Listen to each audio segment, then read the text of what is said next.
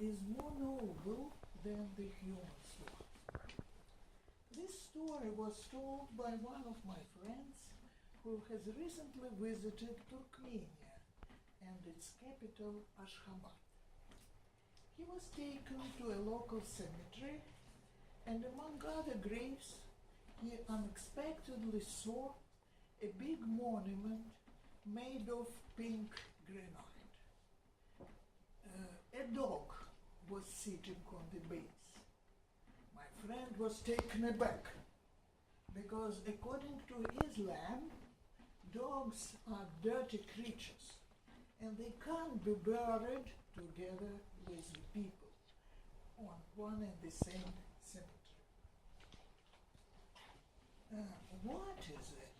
He asked the man who accompanied him. It's Julbar's grave. Why is it here? He deserved it.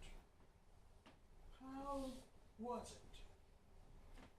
And the man accompanying my friend told the following story. In 1948, almost the entire city of Ashgabat perished as a result of terrible earthquake. The entire city, yes, practically the entire city.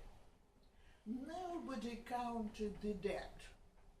The statistics were concealed. But one can say that about 90% of the population were killed. And well, almost all houses were turned to dust. And how is it connected with the dog? The dog on the base was German Shepherd.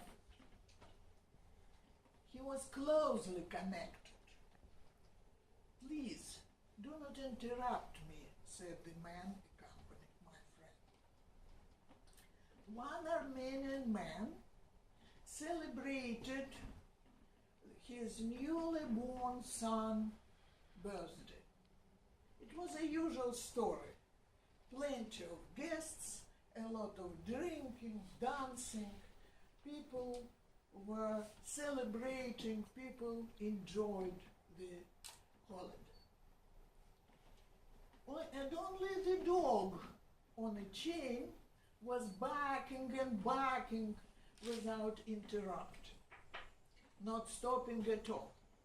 At first, the master of the house tried to treat the dog with some good piece of meat, but with no result at all. Then the master of the house decided even to beat the dog with a big stick. Again, no result. The dog continued worrying and worrying without any interruption. The master went to beat him once again with a stick, even crying, "Will you stop your concert?" At this moment, the dog slipped out of the collar and rushed to the house. He gripped the newly born baby and jumped into the window. You can understand that everybody rushed to follow the dog. They managed to run off only 50 meters when the city lied down. The earthquake lasted for several seconds, but it was enough for everybody to perish. Great. And what about the dog? The dog turned round and returned back to the house, brought the baby and gave it to the master. And the outcome was the following one. That family was practically one of the very few families in the city that didn't lose anybody in this event, in this slaughterhouse. And their guests saved themselves also due to the doggy. If they stayed in the house, nobody could have survived. So the dog was a true genius, said my friend. He solved an unsolved task. He drove everybody out of the house.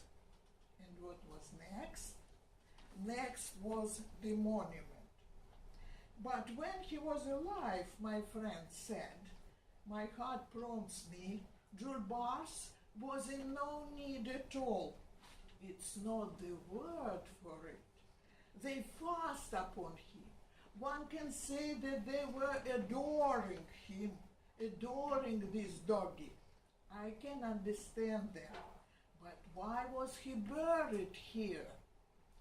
That Armenian man swore to bury the dog like a human being, with the orchestra in the coffin, on the cemetery, with the monument. He was very serious and he kept his word. How much money he spent, nobody knows. Only the monument cost about 30,000. At that time, you could buy 2 cars for this sum. How much money went for bribes, only Allah knows. My friend stopped talking, kept silence, and there in Ashgabat looked at the monument. There was an inscription on the base, to Jules Bars, thank you for life, and there were about 50 signatures. I hope now you can agree that animals' behavior is sometimes more noble